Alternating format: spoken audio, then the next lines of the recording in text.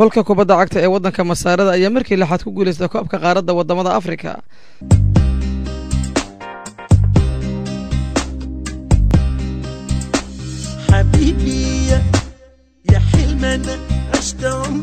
iyadoo haatan lagu qabtay koobka qaaradda wadamada Afrika waddanka Ghana ayay finaalkii waxa isugu soo hareen waddanka Cameroon iyo waddanka Masaarada iyo guusha ay ku raacday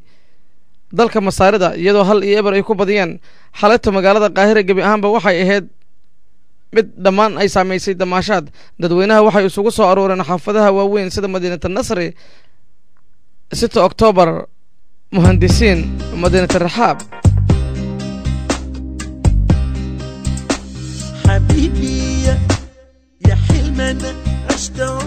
xalayto magaalada Qaahire gabi ahaanba waxay ahayd mid dhammaan ay saameysay damaashaad dadweynaha waxay isugu soo lug umana aysan suuragelaynin qof inuu gawaari ku dhex wato magaalada Qaahire gudaheeda calanka waddanka Masaarada ay waxa uu gaaray qiimihii ugu sareeyay ebed inta la xasuusto asagoo gaaray qiimihiisa 45 gini oo loo yaqaan lacagta Masaarada dadweyne aad u fara badan oo shucuurtooda muujinaya oo telefishinka Universal ay suuragal u noqotay inuu dhax bartamaha magaalada Qaahire habeenkii xalataa uu istaago dadka shucuurtoodana waxay ahayd sida tan mahad Arab oo Ali telefishinka Universal القاهرة.